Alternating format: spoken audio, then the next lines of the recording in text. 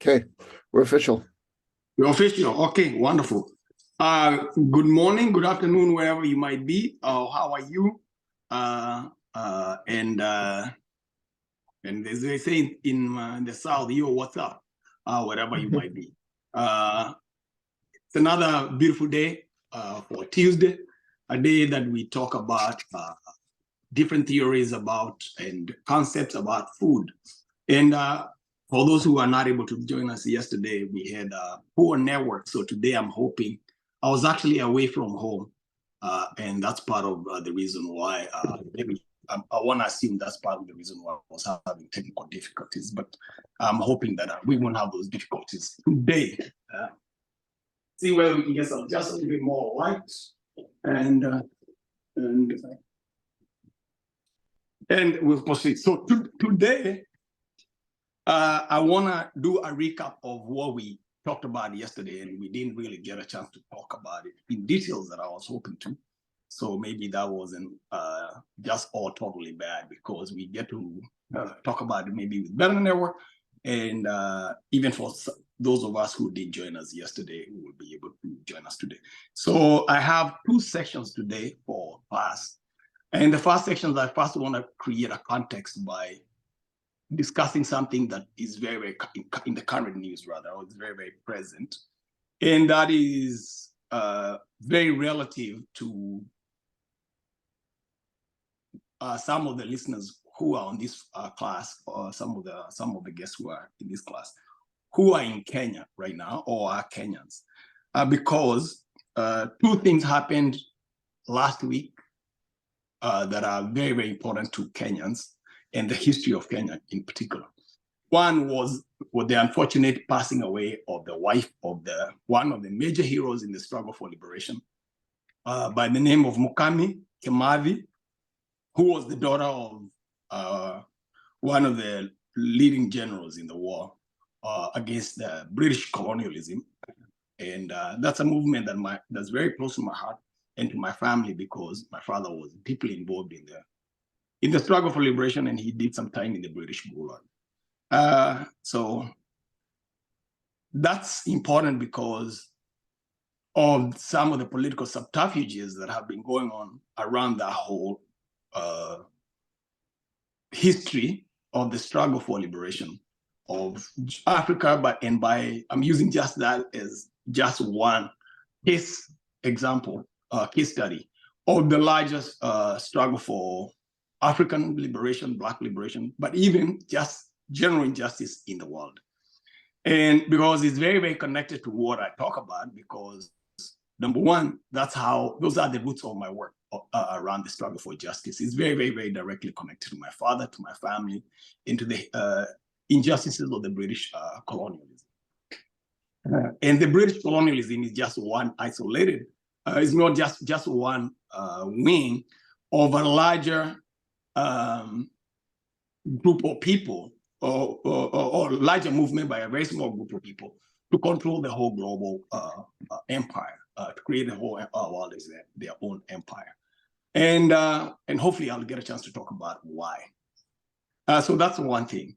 The second thing that happened is that right at this, coincidentally, just during the same week, the British Crown had their 35th king ascend to the throne. And so those two things were going on at the same time. Then I had a chance to be invited to be the MC at an event where a Kenyan was graduating with a PhD here.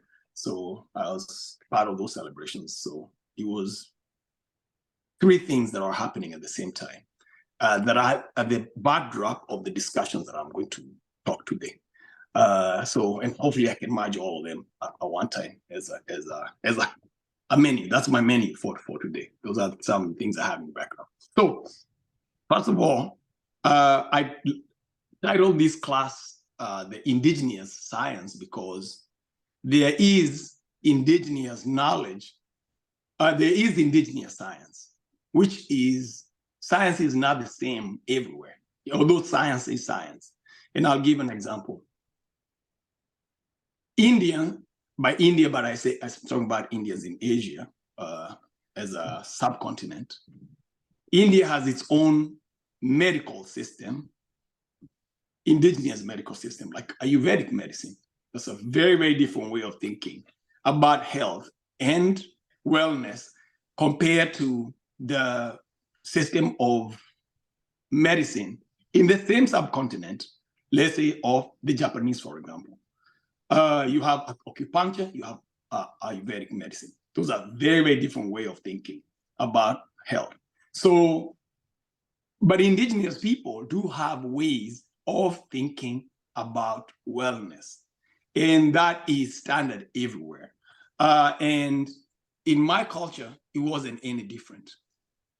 That there are people who would use their own indigenous experimentation, which is mostly observation, which is what the basis of science. And they will observe, and finally, they'll make certain correlations between things that are occurring over again, and they'll start fine-tuning or making decisions that are based on facts, not just on what do you call superstition, right? Superstition. But superstition would also play a role where people are not very sure. And people say, hey, this is superstition. This is what we think. This is what we think. But this one on this, we'll know. One example for sure I can give for this particular case is my grandmother told me that people in my community observed snakes fighting. And they noticed that if one snake got bit, it will find its way to this particular plant. And it'll eat a piece of that plant and then relax. And that would neutralize so they theorized that the reason why that injured or snake was taking a bite of this plant was because the snakes knew that, or that particular snake knew that there was some kind of anti-venom properties to the tree. So they'll do that. So soon after that, the people in my community started using that plant to make medicine as a treatment for anti-venom. So if somebody got bit by snake, so I'm using that example just to say that, yes, science does exist, right? But science by indigenous people changes or becomes very, very significantly influenced when you have another power that upholds its science as more supreme than the indigenous community. And technically, that's what happened in my community in Kenya and many other communities. And because Africans are not very well in tune with their history, even when we get educated as Africans, and we get educated in the same institutions that view our knowledge and our humanness as less much so, then we end up consuming things that are essentially anti-African, even as African. So even when we become educated, even when we become, we get titles and we get high positions, we have high positions that serves the interest of other people and not our own.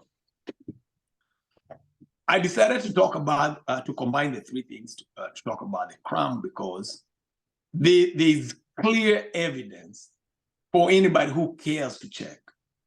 And it's the refutable evidence that the suffering of Africans is always minimized. In other words, we are not treated as equal as Africans in our humanness, in our knowledge, but also in our suffering. And so therefore, any serious student should be very, very keen in observing how people internalize their suffering. Because how people internalize the suffering of a particular group of people shows very, very clearly how the people who are suffering are ranked. Are they ranked low? Are they ranked equal or not? So I'll give two quick examples and then we proceed. The first example is the example of the Herero in Southwest, in what is today Namibia. And the second example I want to give is the example of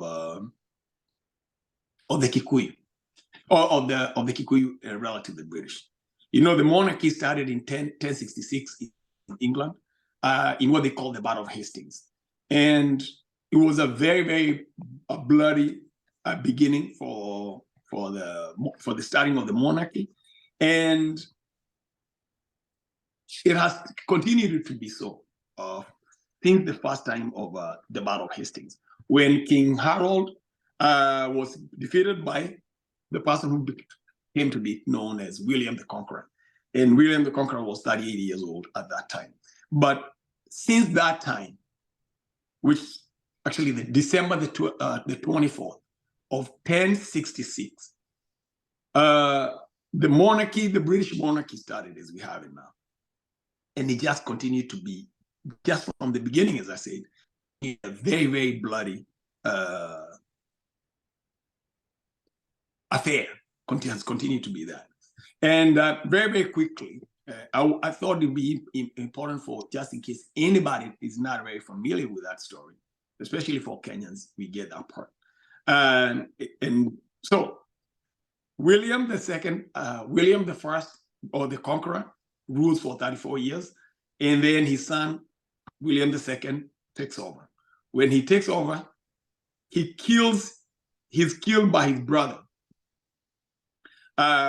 who named Henry, and found with an arrow, through an arrow, an arrow was stuck on him. He was killed by an arrow. And then, he, not much, there was a lot of secrecy as to how that happened. But historians know that, it was family feud, and now Henry is dead. Now, Henry's grandson, our great-grandson, also met the same fate in 1199, when his brother named Arthur killed his nephew, who was 16 years old, in the most gross way. Removed his eyes, cut his genitals, so much so that even the jailman refused to proceed with this. But the king wasn't having it. So he actually engaged in the act himself. So that's another second very, very clear example of the fight in the monarchy.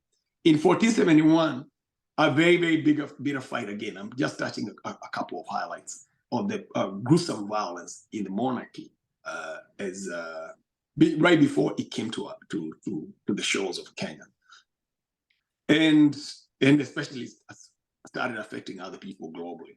Then in 1471, there was a big family feud, two families, the Lancaster and the York. York started fighting, and they were engaged in a 30-year war of supremacy. And in the end, the Yorks were defeated. They defeated the Lancaster. And Lancaster is probably the first name I heard when I was young from my father. He knew, London, yes, besides London, I should say. As my father would narrate the story of the struggle for liberation, he would talk about the Lancaster house. So I didn't know Lancaster was called Lancaster because of this particular family. That was very, very prominent, and that was very involved in the struggle for leadership in London, in the London monarchy. So that happened, but it left a lot of Lancasters dead. And in the end, Edward the son, Edward V, took power as the first York son. But later, Edward IV killed his brother, had his brother killed, and that started what they call the House of Tudor. The House of Tudor is the title of that monarchy. or that reign would take. That's the name they would take. And the most important person, ruler in history from the House of Tudor is King Henry VIII. And Henry VIII would have huge implications for the rest of the world. Number one is because he brought about the division of the Catholic Church. So he caused the splitting of the Catholic Church. And the reason why he split the Catholic Church is because he wanted to divorce his wife, because his wife would not have a boy. And so he wanted to marry his brother's wife, who was known as Catherine of Aragon. And the Pope refused to allow him to divorce his wife because, according to their Catholic doctrine, divorce is not allowed. But King Henry threatened to split the church or to break away. And because the Pope also does his own financial calculations, he knew that if King Henry split from the Catholic Church, he would probably take a lot of land that the Pope owned in England. At that time, the Catholic Church was the largest landowner in Europe. The Catholic Church owned a lot of land. And I'll also say something to that here in a minute. But so the Pope agreed to make an exception and allow the king to divorce his wife and to marry his brother's wife. So he did. But after marrying Catherine of Aragon, the king did not get a son still. So he wrote a letter to the Pope again and said, hey, look, man, this shit didn't work. So I need to divorce Catherine because my agent who finds brides that I can marry, Oliver Cromwell, has found me another bride I want to marry. The Pope said, no, you must be out of your mind. This is not happening. No. So Henry said, if you're not going to let me divorce again, the Pope said, I already made one exception for you. Now I'm not making it again. So it's because of that ultimately King Henry called his court. He went to Parliament and said, we are going to have, by act of Parliament, we are going to create the Church of England. And we are going to have our own Pope, which is going to be the Bishop of Canterbury. And then we're going to have our own empire based on that concept. So many people obviously agreed, and that happened, and he took the possession of the land that belonged to the Pope, to the Catholic Church, and kept some of the land himself. Some of it he distributed to some of his loyals. And that's one of the ways to bribe the people. But there's one person who refused to do that, and is immortalized in a play in a lot of writing called More is the name of the play is A Man of All Seasons. No, I don't think it's not John Moore, but anyway, his last name is Moore. I'm not remembering exactly his name, but Moore his name. But he was locked up and he was beheaded later. He was hanged. But the new adventure of Church of England started with King Henry VIII. Just for anybody who's interested, he ended up marrying 6 wives. He killed 2 of them. He divorced 2 of them, and he executed 2 of them. He divorced 2 of them, and then 2 of them were died on the natural cause. Matter of fact, it's very funny because when I was in college, and we took a class in history, European history, the history teacher had a formula of how to remember. The first wife was divorced. The second one was the second one died. The third one was beheaded, the fourth one divorced, the fourth one beheaded, fifth one beheaded, and the last one died. So it is a formula because he has all these wives. So these people don't mind changing laws for their friends, even if they are God laws, apparently. So that's one of the biggest lessons I got when I was first studying about this. But anyway, so back to the point is that now you have a new, very, very violent wing that, number one, King Henry VIII, I should say, was very, very violent.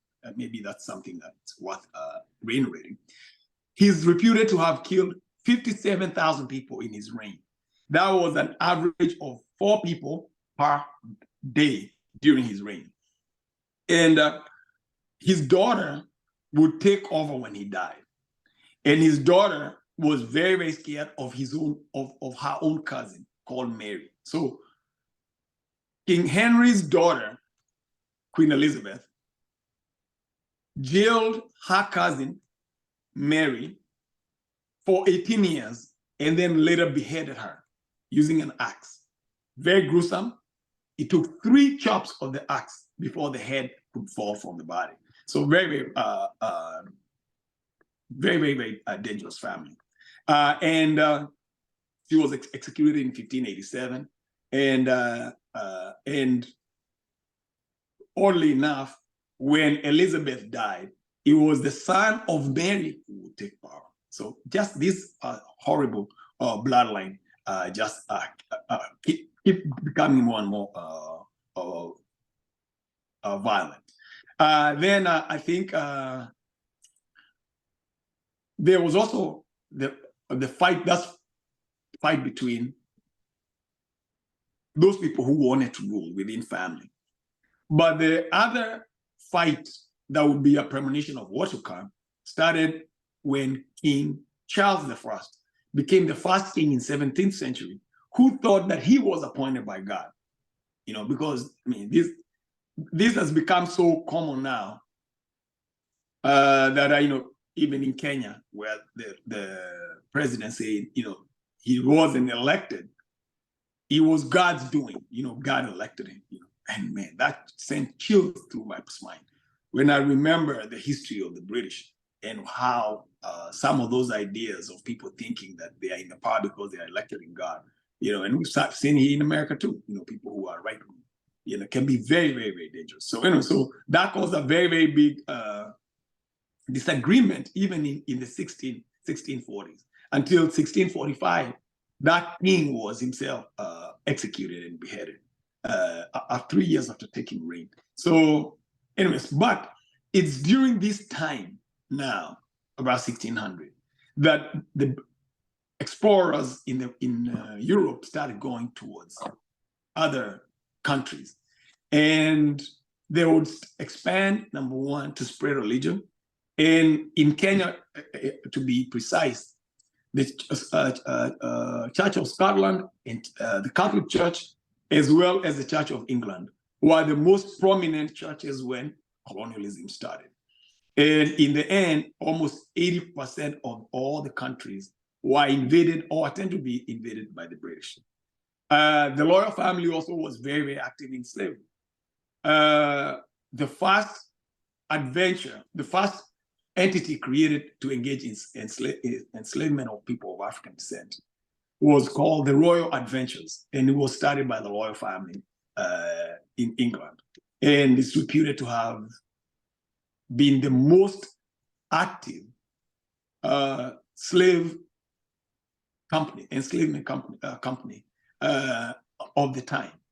And so many Africans were, some people give the number of 3.5 million, and so many of them died. But maybe they say maybe 800,000 of them, some of the historical figures I've looked at, some of them died. But so that's one. But the second thing to consider is that the Church of England, which is also, again, very active, especially in my community, made a lot of money in slavery because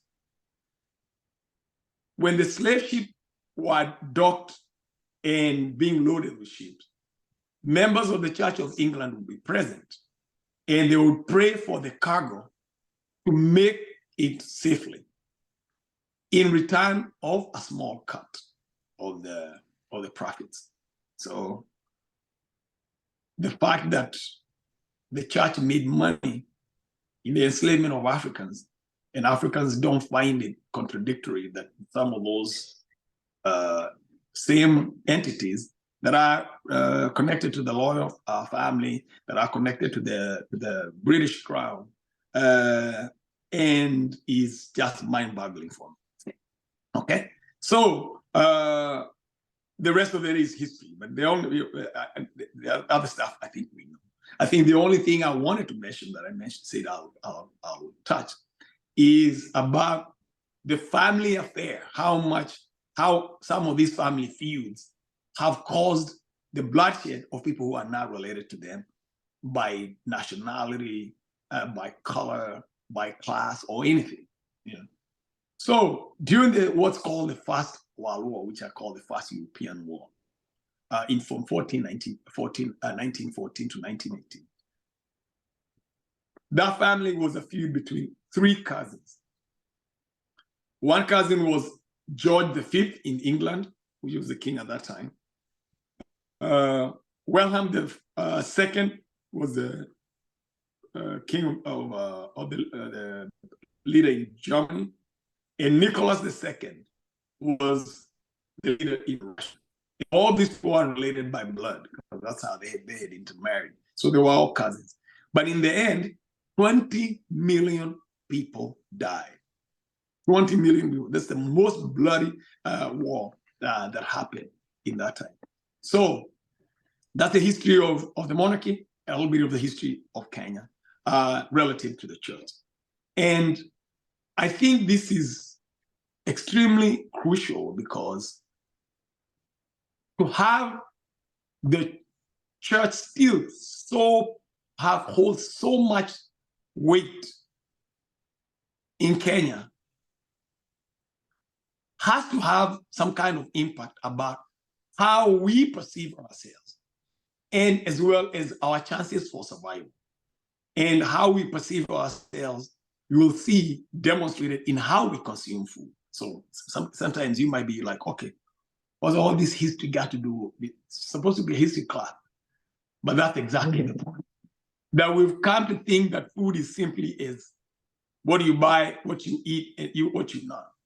Food is the most political thing that you ever touch in your life.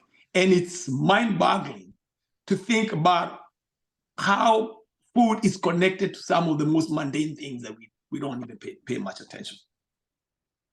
So I say that, I mentioned too, that I attended a graduation ceremony over the weekend. And I mean, there were 4 doctors, 4 PhDs in the meeting. And it was fascinating to me to see, one, that regardless of how much education we achieve, that we still miss the biggest elephant in the room. We miss food. And one, there was a very big cake at the ceremony. There was a big cake. So, you know, I take a look at it.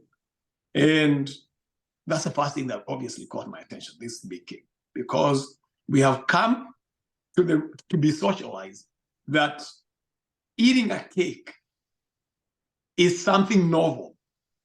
It's a novel thing. Oh man, it's so novel. Nothing can happen without eating a cake. You want to remember somebody's birthday? Oh yeah, okay, have a cake. You want to have a wedding? Oh, have a cake.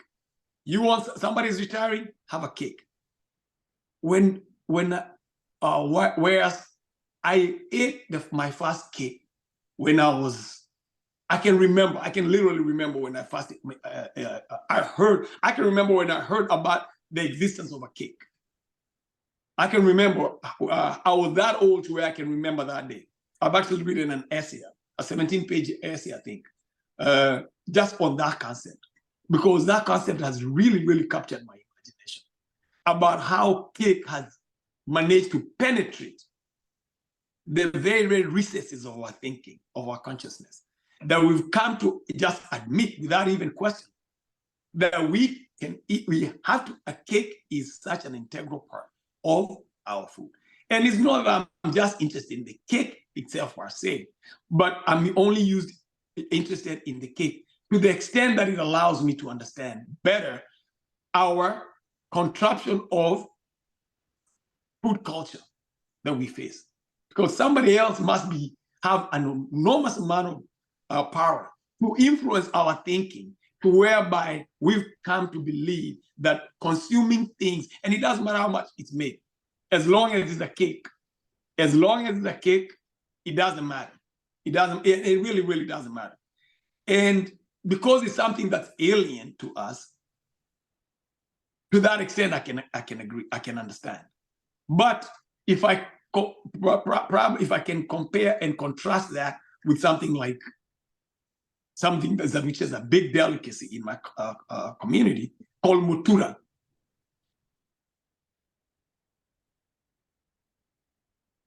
Oh, okay. All right. Start the video. Okay. Hold on. Okay. All right. Okay. Good. Okay. I didn't know whether the video blocks that. Thank you for letting me know. Yes. So thank you. So if I can compare and contrast a cake with a mutura is something that, man, when I was growing up, whenever we slaughter a goat or a cow, people will eat every kind of meat, all the kind of food that will be served, but with one anticipation. They want to know, when do we get to eat the mutura? When are we going to eat it? And it was a very, very elaborate process. Actually, to start out with, when we start making it, I used to enjoy eating it, but I didn't enjoy making it because, man, we are the young boys. We have to do all this work. We have to get all this meat. We have to chop it really, really fine. We have to mix blood and this. It was a long process. We have to boil this meat, boil the other meat, all put all together, and then keep a close eye on it. Then you have to sew it. So it's like this big balloon made with the stomach of the cow, and with all these really nice flavorful meat in there, different kinds of meats in there. And you have some that with the stomach, some with the intestines, and so it's very, very, very elaborate. So if you made that mutura, for example, and you made it slightly different, people will be like, man, what's wrong with you? Don't you know how to make mutura? Everybody will complain. But with the cake, it's a symbol of numbness. As long as a cake, we're good. All you gotta do is tell the cake, it's cake. Okay, good, it's cake. And nobody turns it back and say, oh, no, I can't have this cake. Why did you put corn syrup, high fructose corn syrup in? Man, I can't have a cake with corn syrup. So it's the ultimate food of sin. That is like, it meets all standards. It's one size fits all. I'm here to go to one place where people say, hey, we are not having a cake. This cake is not good enough. But I've gone to people, events, people say, man, that food wasn't good.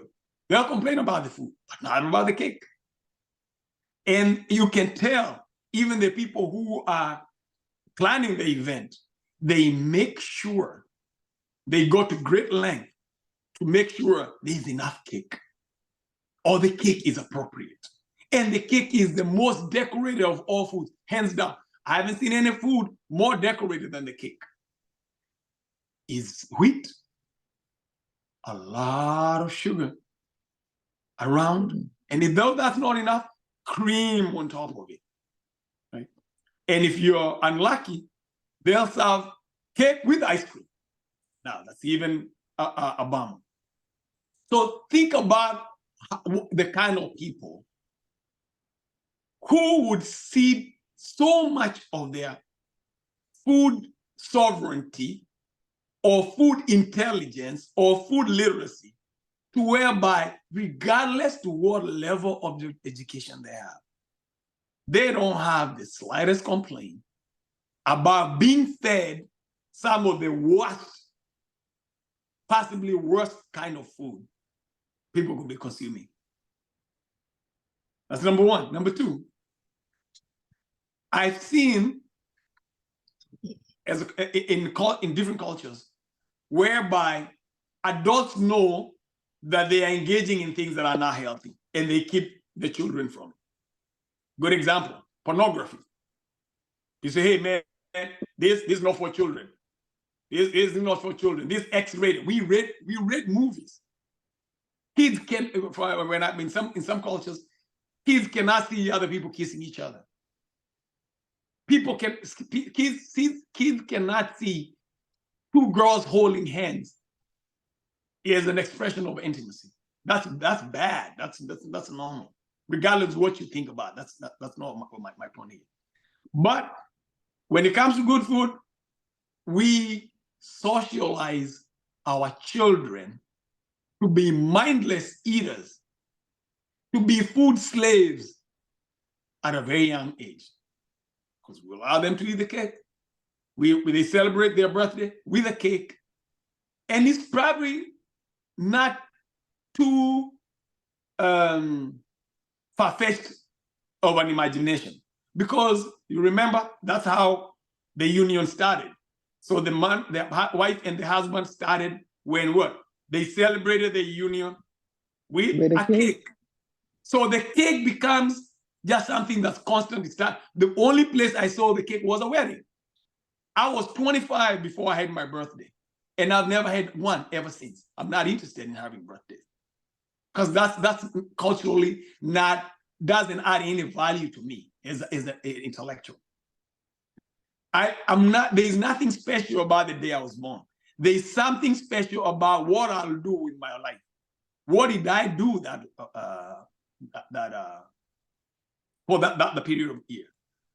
In my culture, we celebrate milestones. When I start becoming a young boy and I became a man, that was big. And that was cause for celebration, not only for me, but for the community. That's a community celebration. One, now I've attained age that I can marry. So if there are any women in their families with girls that are marriage age, then they should have an interest in my becoming a man, because that I'm a potential husband for somebody in the community. That's on a selfish level. On a general level, is that you have more men who can protect the community and they can ensure the community, right? But when you have very, very convoluted notions from people who have been militaristic and empiristic, which is the foundation of this culture that we have, food culture now. These are food culture that we've gotten from there. We've realized that we are conducting the same violence that was being meted to us by them, because through the way we consume food. Now, within the last 3 minutes I have, and I open the floor, I want to talk about the Herero.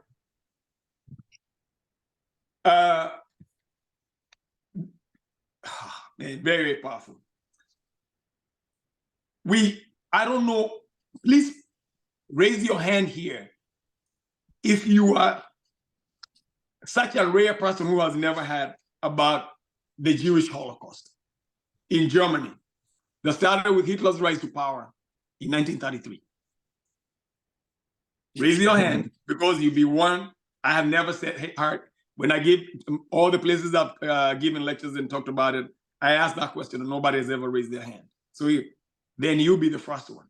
But when I ask students on American college campuses whether they know that the first, even the genocide that they know against the Jews, was first one practiced on Africans. That was the second. That was the genocide of the Third Reich. The first genocide was of the Second Reich, of Kaiser, the leader of Germany, who ruled Germany right before Hitler took over. And the leader of the Second Reich engaged in a genocide in what they call Southwest Africa, or what is today called Namibia. And one of the major thinkers or actually military generals who participated in conducting the genocide in Namibia became an advisor, or actually very influential in organizing the genocide against the Jews in the Third Reich. We don't have enough story. Maybe I'll talk about it now because I only have 2 minutes. But I definitely wanted to mention that that genocide was very well documented, very well documented. And the reason why it started is because in 1888, during the Berlin Conference, Germany was given 4 colonies. It was given Togo, Cameroon, German East Africa, which is Tanganyika or Tanzania at that time, but also what's the modern day Namibia, they call it Southwest Africa. The reason why Germany wanted land is because of a geographer from during that era who made an argument that any group of people, his name was Frederick Razel. Frederick Razel was a German geography professor at the University of Leipzig in Germany, and argued that any group of people that wants to survive, they have to have adequate space to grow and to thrive. And he was right, because in Germany at that time, Berlin was a byword of crammed up and ghetto-like town. There were so many people. There was a population boom in Germany, and there are so many people, and so the place was very, very crowded. So the Germans were trying to find places to they can expand. So that I'll talk about that in another class as a particular story, because I want it. If you unless you think it's not important, but I would like to talk about how that story is quite relevant to our conceptions about food and our conceptions of our self-perceptions and how we view ourselves. Because anyway, yes. So let me pause by just wrapping up that I was looking at some of those historical and cultural stuff and connecting it to food, and so that we can become more literate about some of the forces that are behind our choices, that we think our choices that are being influenced, but we think that we influence the self. And I want to wrap up by sharing this personal experience that I experienced when I was in Kenya last time. Not this time, but the time before last. Now, there is a Church of England very close to my village, and is a major force. And also, hopefully, we'll get a chance to talk about that. The politics of how the community was divided along the faiths of the various faiths that were there. There was actually a very big beef, and those are the fault lines along which the community was divided. There are people who are Catholics, and they would not, their schools they could not go to. They are Anglicans, and they did not accept these people from these other schools. But the worst people who didn't have anywhere to go were the people who are freedom fighters. If your parents were not religious, like my parents were not, then we had nowhere. We could not go to these people, we could not go to the people. It was crazy. But anyway, I got invited to speak to the church there, which is called St. Stephen's, which is the church closest to my village. And the guy who invited me, to speak, heard that I was in town, and he asked me to go. I was there to speak to the school, but he asked me if I could speak to the church as well. I wanted to go to speak to the students at my elementary school. But anyway, so when I showed up, I told him, now, I don't have a formal invitation, and I have other things to do. But he said, man, if you can just come and speak and then leave, that's fine. I said, okay, if you don't. But how do you know? Have you talked to the person who is in charge? I said, no, I'm part of a committee, whatever, man. You just come, I'll introduce you to the preacher, and then he'll give you just a few minutes to speak, and then you can leave. I said, fine. If that's understanding, yeah. He knows that I'm not a Christian, so he listens to me on radio when I give a talk. So I showed up, and I was introduced to the preacher right before church. The preacher happened to be new, so he didn't know me. So he didn't know me at all. The guy who introduced me to him knew. So he started going into the challenges. So I introduced myself. I say I'm living in the U.S., but I work around food as I was introduced to you. So he said, where in America? So small talk. But in the small talk, he told me something I didn't. He told me, COVID year was very, very difficult. We did not even, in fact, we just thank God that we were able to raise enough money for the cess. I said, what cess? I didn't know what cess was to say. Cess is the amount of money every church has to give to the head office. So apparently, all these small branches have to give a certain allotted amount to the head office so that they can run the organization and also send them to the head office in England. I almost fell to the ground when he told me that my small village has to raise $12,000 every year to stand away from the village. $12,000 leaves my community, and the community doesn't get anything. Doesn't get anything for it. They don't get anything. So all the members of the church, they have allocations that they have to give. Everybody has to give so they can raise this money. $12,000, all I can say as a wrap up, is a lot of money. It's a lot of money in my village. People in my village don't make money. Those people I'm living on very, very small income. Very, very small income. Worse, there is a small school, which I thought was, don't matter what I think. There was a small school inside the village, inside the church. And while I was waiting to join, hold on just a second. Hold on just a second. So the school is for high school students, and I think it's elementary school. They're small kids, but those kids, I went over there while I was waiting for the church to start because I showed up very early because I wanted to finish and leave. And so I had an opportunity to go and observe what they were eating. It's very early in the morning, Sunday morning, and the kids there's somebody in the kitchen and they were being served food. Say, hey, I want to walk over here and see what they're eating.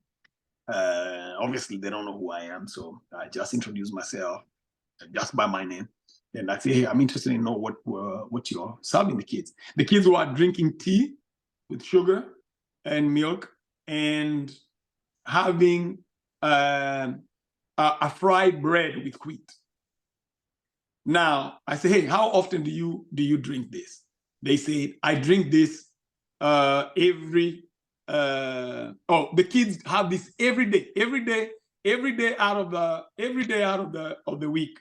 This is what they from the first day, the time they show up, from the time they show up for the first day of school, then to the last day, they have this every single day.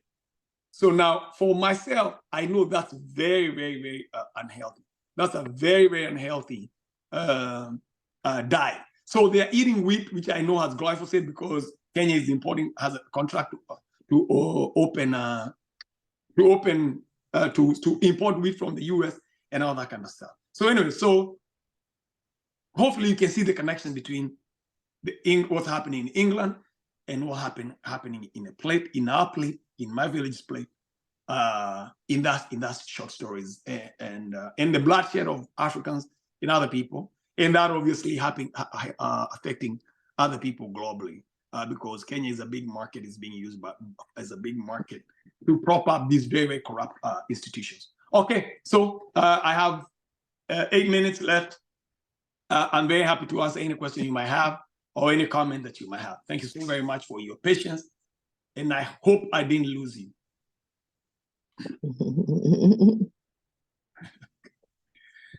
All right. Anyone, man. This is your time for a rebuttal and or any feedback. Oh, hi. It was very interesting to listen to how I guess the realistic machinations of the power structure around, controlling everything and as far as our food on such a fine level. That's kind of interesting to hear about and learn about. So thanks for getting that deep into it. Thank you very much, Roxanne. Thank you. Yes. All right. Dawn, man, you sure you don't? I can see you're squirming.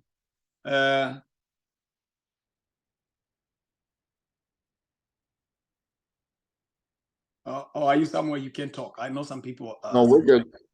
Yes, you good? Yeah, we had one more person to admit.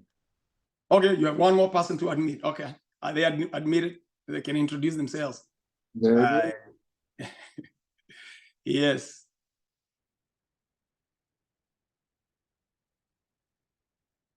Anybody else, man? We can.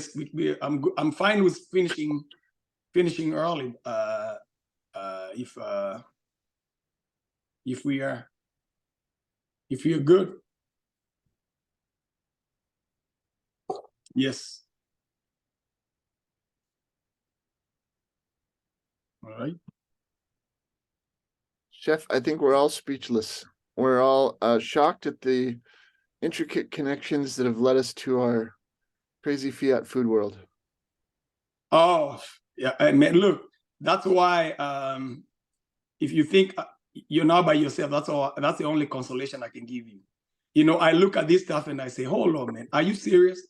You can imagine these guys talking to me in Kenya and telling me, oh, we are so fortunate, we are so blessed, right?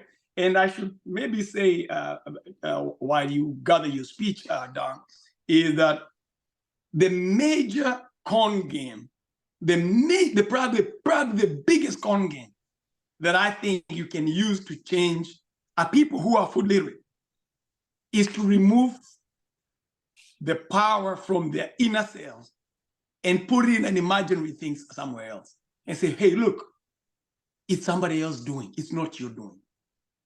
It's and you don't have to worry about it. You can do anything. All you got to say, you're sorry, and the errors are forgiven. If something good happened, oh, no, it's somebody else. That's Jesus. This is Lord. This is Allah. This is somebody else. Everybody else except you. So you get a group of people who are not responsible. You get a group of people who will kill you and tell you, oh, I'm killing you because you don't believe in what I believe in, or because you say something bad about it. What kind of culture do you think we're living in? How powerful do you think that person becomes in achieving their end of destroying a people's power? Those people are powerless. We are powerless because we just want, oh, it's somebody else, it's always somebody else. And that person, and the power doesn't reside nowhere. The power has to reside somewhere. So that person who is driving the puppeteer becomes a very powerful person. So anyway, yeah. So thank you. Yeah, man, that's all I can say. But yeah, know that. We have one little saying that we joked around in my church, and that is, when things went well, we'd say the church is true. And then when things went badly, we didn't want to talk about it. So. Oh, it's the devil. Oh, yeah. Actually, you guys were a little slower, man. They say, oh, it's all the devil. Good things happen. It's somebody else. The Lord is good. As bad things happen, it's the devil. I think I told that story in this class. When I went to Kenya and I met one old classmate when we were in 3rd grade, he came to me and a young man was driving me around. So he stopped and said, hey, man, Kabui, man, remember we were classmates. In fact, he didn't call me. He said, classmate Kabui. How you remember? You remember we were students together. We were classmates in 3rd grade. I said, oh, yeah. Oh, I think I remember, man. But yeah, and regardless, man, it's just so good to see you. I'm always very glad to interact with the community. He said, oh man, yeah, but I was wondering, man, whether, man, you can buy me lunch today. So I don't mind, I can buy you lunch. So I went back in my pocket. I had an equivalent of a $2 note and $5 note. So I gave him the $2 note. I only had 2 of those 2. So I gave him the $2 note. And he said, oh, thank you, Jesus, man. Thank you. Oh, is Lord. Oh, God is good. I said, what? I said, okay, come here. Can I have the $2? So he thought I was asking for the $2 note to give him the $5. I asked him, sir, can you eat at one restaurant and go down the next restaurant and pay? He said, no, you can never do that. Can you ride on one bus and wait for the next bus and make the payment on the next bus? So you can never do that. You think I'm going to go and work so hard in the US, go give you money and give credit to somebody else? Why can't that person give it to you? You go and ask that person to give you the $2. And I took off. I said, drive off, let's go. You see, that's the kind of nonsense we have to start addressing. And that's how people become powerless, because they say it's other people's power, especially even people you're not related with, number one. Even worse, people who are responsible for your suffering. It's slightly better if you say, oh, it's my ancestors, because anything I do is connected to my ancestors. I wouldn't be here because if my father didn't exist. So there's nothing wrong with giving credit to my father, to my grandfather. And my grandfather, my father wouldn't have been here if my grandfather wasn't there. And my grandmother, and so on and so on. So I'm eternally indebted to those people, right? And for that reason, in my culture, the only person who can bless you with words is your parents or your grandparents and such. Those people can bless you with words because they brought you into existence. And they wish you, there's no way they didn't bring you here to wish you back. They brought you here so that you can thrive. So the very, very mere fact that my mother raised me, that's the business. She doesn't have to give me anything else in the world. I don't have to inherit anything from my parents, anything. They gave me life and they nurtured me. That should be enough for me to go and fight in any foreign country, in any outer space, if I have good sense and I got good health. That's why sense and health are the basis of wealth, is sense and health, right? So, but other people, giving credit to other people, that's parasitic tendencies to be parasite, to get benefit, to get credit for what you not have done. That's enslavement. But anyway, yes. So hopefully that expands our understanding a little bit. See if somebody left a message. Okay, yeah, brother. Thanks very much, brother Scott. Good to see you. Yeah, man. Yeah, very good to see brother Scott and I have been friends for a very long time.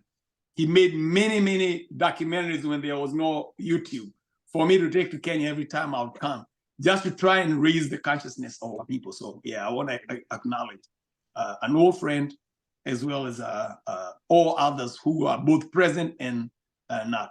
Language, Martin. Language? Can I speak?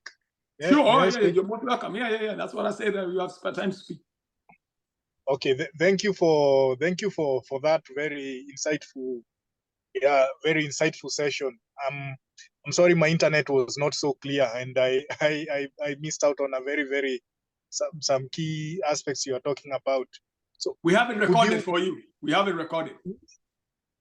I would really love to. Yeah, I would really love to listen to the whole session and understand exactly what was being shared. But sure. my main, maybe it's a comment or it's a question, is how we have been systematically detached from our heritage, even through language. We have been taught as you said, we have been taught to appreciate the other or what they bring us more than what we already own, what is already intrinsic within us. So yeah, maybe you can expound more on that. Thank you. I'm happy to do that. Now,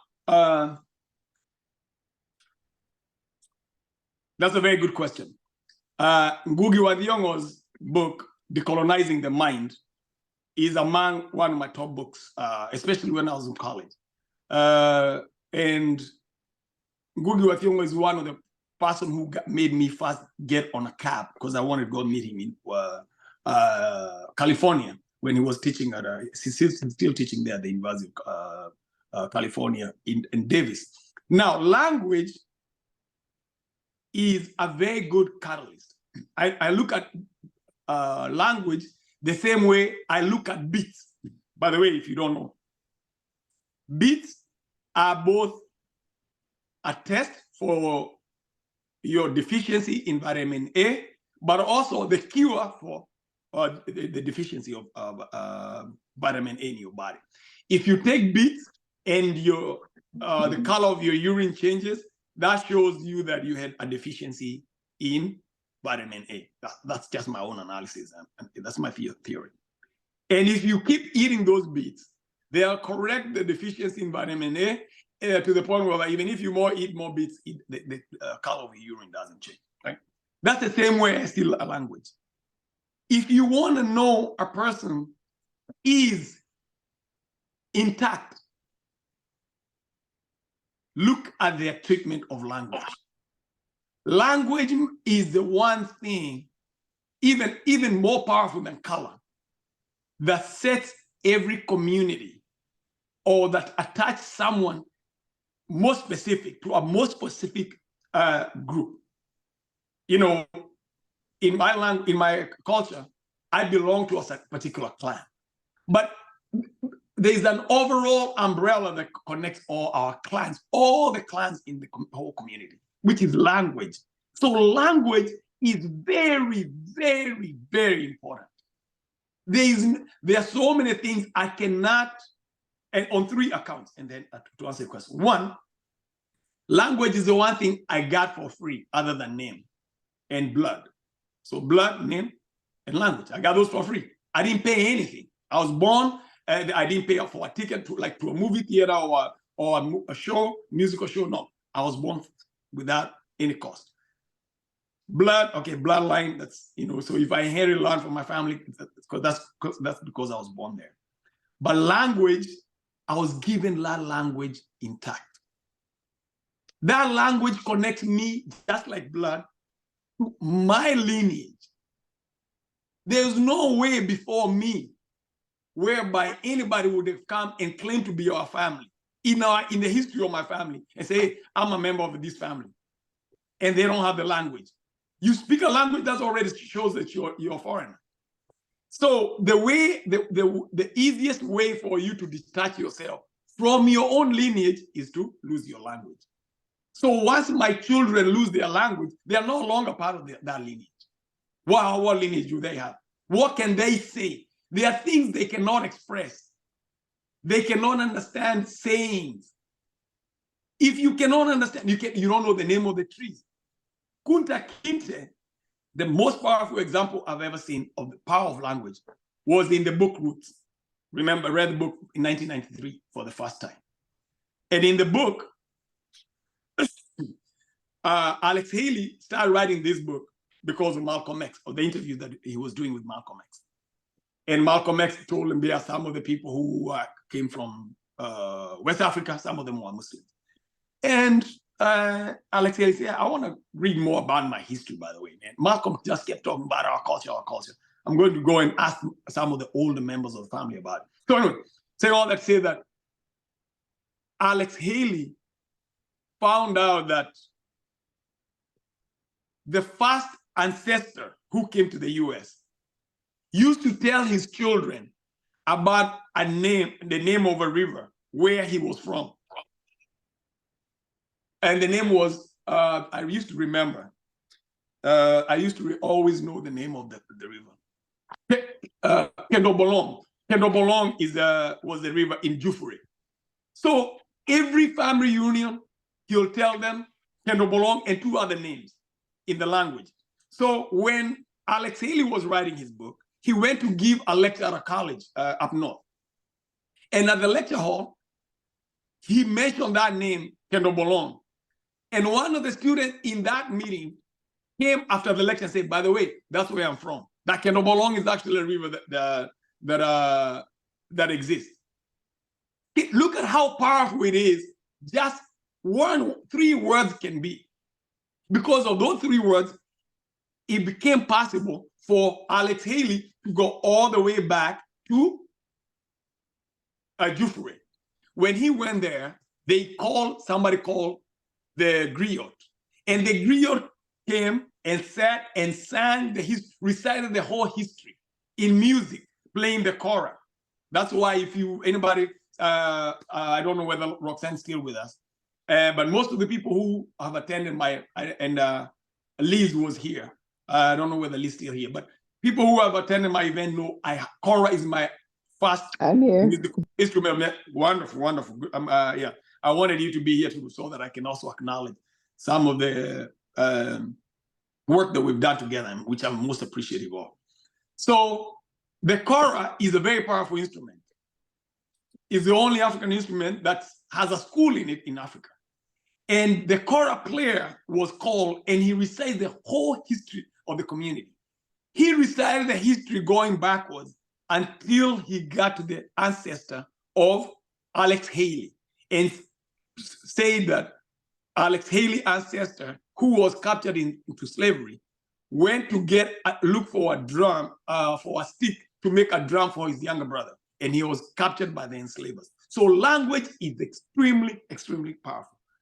I commit myself, I tell my children all the time, I don't care what else they do, but they gotta eat, and they have to speak their language. I'll be the worst failure. I don't want to be the first one in my family or one of the people in my family who will break the cycle, our ancestral cycle, that we are all born with a language and will give birth to children with the language. We cannot always just speak the language of the enslavers. No, we have. Yes, we have. Yes. We had a kora player. Yes, yeah. Thank you, Liz. Yes. So that's the reason why I bring a kora player, and you constantly hear me talking about the kora player. I'll talk more about it more, but that's how powerful language is, because they say you spoke in a language, you understand a language if you can dream in it. Why did that philosopher say that? Because there are things I cannot express to my children in English, because those are cultural things. There are things I can only express to them in their motherland. That's number one. Number two, they feel naked when they see other people speaking their language, and for them, they can speak that language.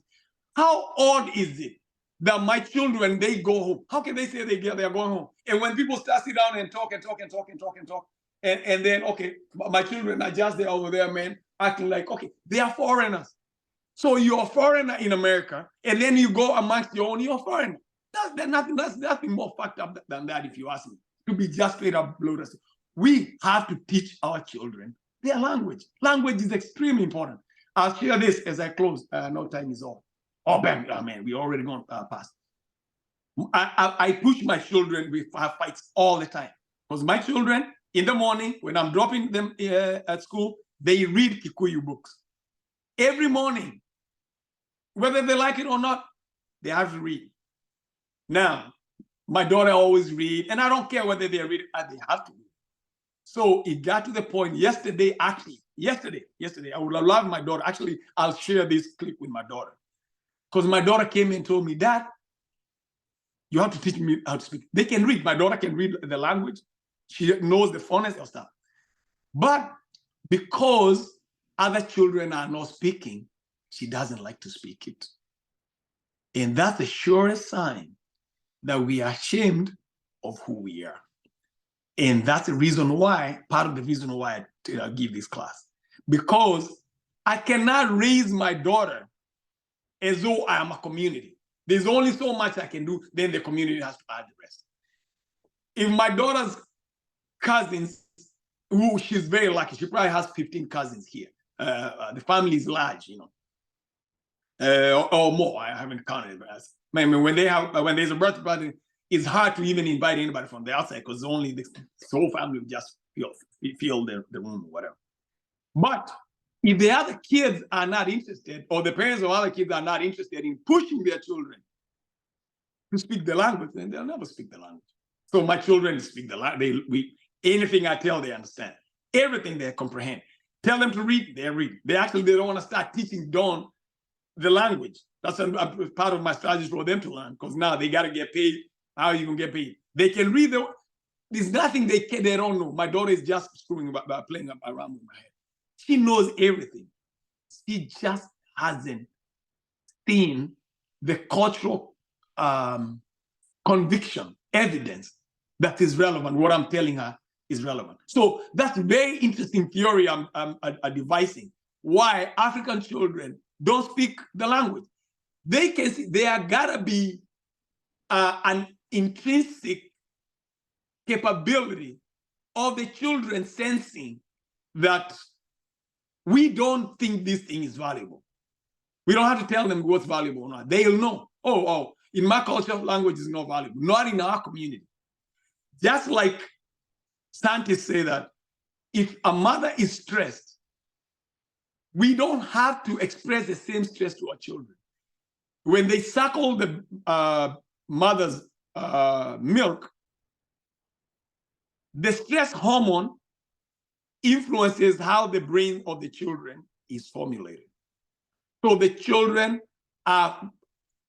brains get wired for fear, for lack of confidence, because those stress hormones from the stress of being in the US, from the stress of not being confident enough, of hitting ourselves, gotta be those hormones are passed on to the children to the point where they don't feel comfortable with who they are.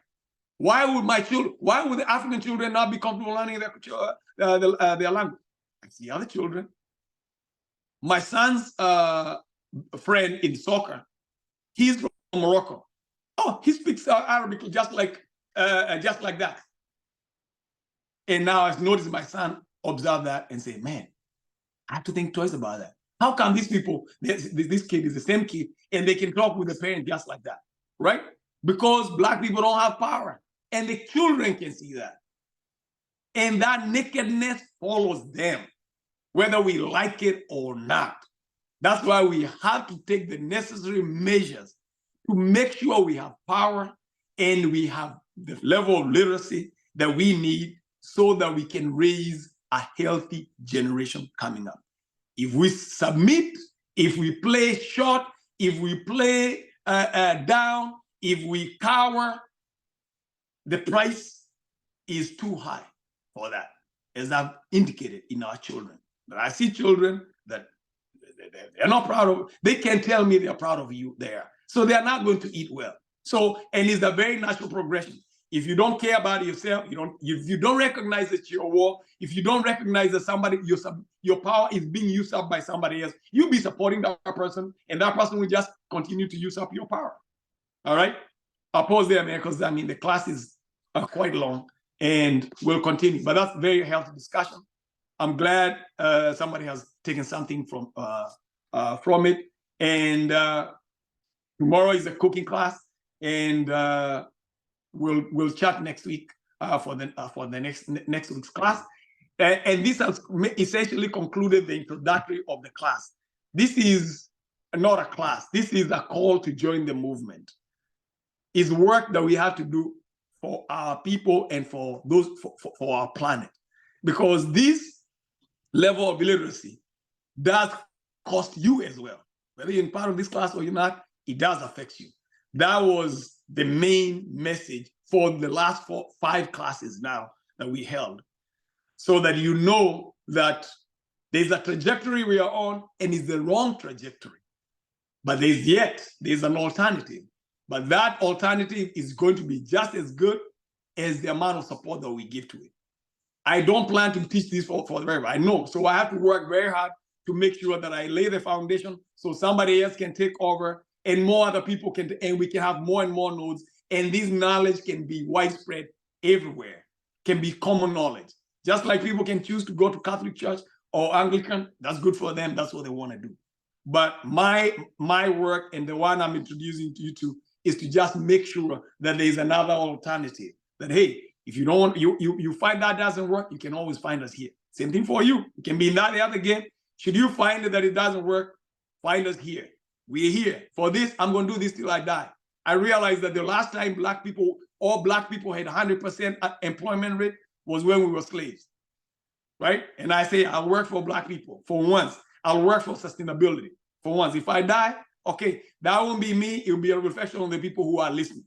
So if things don't work, They won't work because we didn't try. At least I can never say that. I try. I'm doing the best I can because I'm damned. I'm damned because I know. And because they say if you know better, you do better. So there are things I can't eat a cake. I can't invite you to my house and cook your cake because I know better. And I hope you know better too, you know. And you help support the work. And ask me how, join the class. You don't have to show to every class. Some people in this class come once a week. Some people come every now and then, but they still support the work. But we need support, okay? Have a wonderful afternoon. And let me know if there's anything I can help with. Enjoy the day. Thank you very much. Thank you, Chef Dada. Dada, everyone. Dayo. Dayo.